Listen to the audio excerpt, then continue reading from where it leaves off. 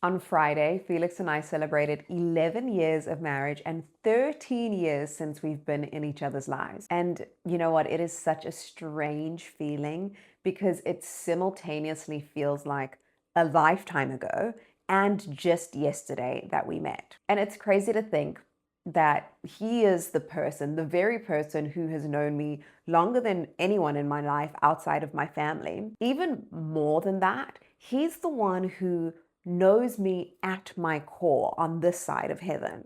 And one thing about me is that I am a champion at reinventing myself. So in these 11 years, Felix has had many versions of a wife.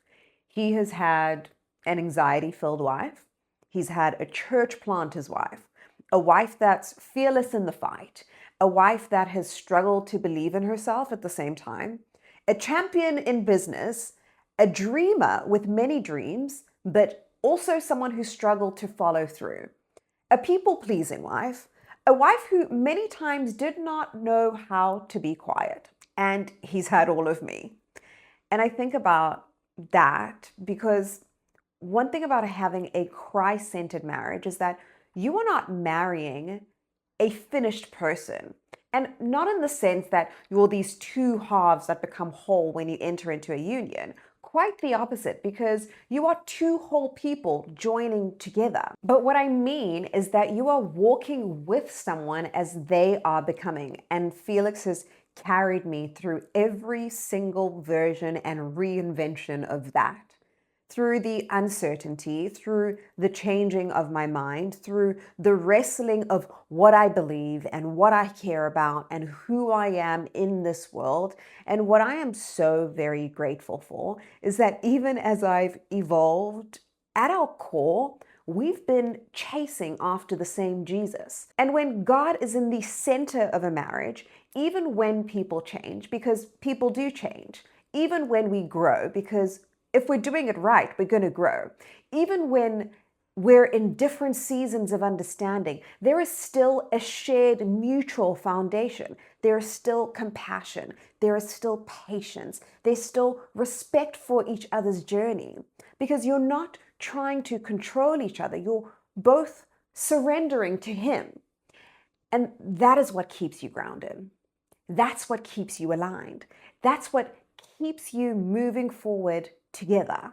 And I think in this season of my life and our life, I have finally evolved into the fruition of who God has called me to be in all its fullness. And when I say that, I don't mean that all of my dreams have come true or I get it right every day. I don't mean that I've been excellent in every area of my life.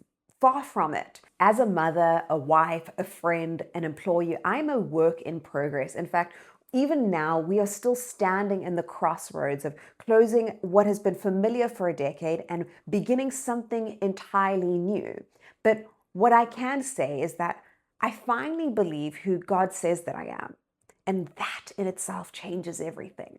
Because the scriptures say in 2 Corinthians 5:17, therefore, if anyone is in Christ, the new creation has come.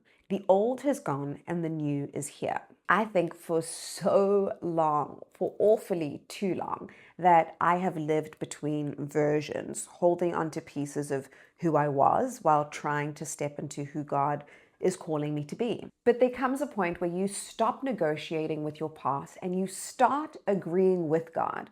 And I've come to realize something else, that life is long, but we are a vapor. Both things are true at the same time. And it says in the scriptures in James 4 verse 14, what is your life? You are a mist that appears for a little while and then vanishes. How confronting. And that perspective, the truth of the scriptures, it shifts everything because we're here for such a time as this to pursue the mission that God has given us. And as much as I feel the urgency of the gospel, I don't feel the need to rush my life at the same time because there's an ease now, an ease in waking up and fighting for our future, an ease in the work, an ease even in the fatigue. Honestly, because even the fatigue reminds me that I have left the tank empty every single day, that I showed up, that I gave what I had, and that there's comfort in knowing that I've poured everything out. And there's also this beautiful certainty that nothing is wasted. Time and time again, God has proven to me that He uses the entire fabric of our lives, every version of you and every version of me, every season of yours and every season of mine, every strength, every weakness that we all have, all of the DNA that makes you who you are. He uses it to inform what is next. And yet, if I'm honest, sometimes I still feel like Moses, obedient, faithful, but yet wandering longer than I expected, comfortable with the provision of God, aren't we all? While the promises of God feel like they're just out of reach. When in reality, what should have been a short journey has sometimes become 40 years in the wilderness. And the scriptures actually speak to this in Deuteronomy 8 verse 2. It says, "Remember how the Lord your God led you all the way in the wilderness these 40 years to humble and test you in order to know what was in your heart." Which means even in the wilderness, they had a purpose. Even the wilderness itself had a purpose.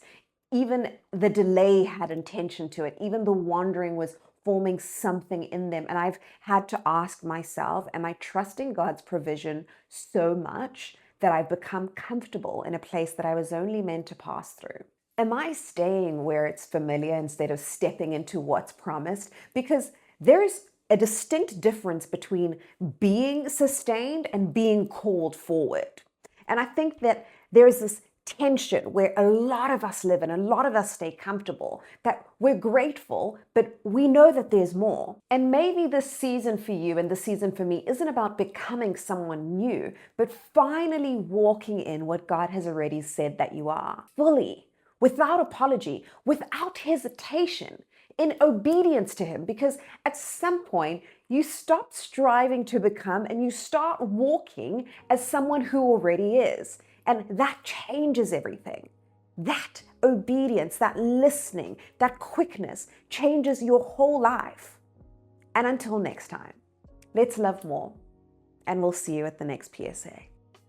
My gosh, 11 years with Felix, an absolute lifetime, but yet we are just a vapor and we have eternity together. If this message encouraged you, share it with the very first person that comes to mind. We have over 200 messages for you and those around you. I'm so proud of them. I know that they'll help you and the person that you send them to, so definitely give them a listen and we'll see you in the next one.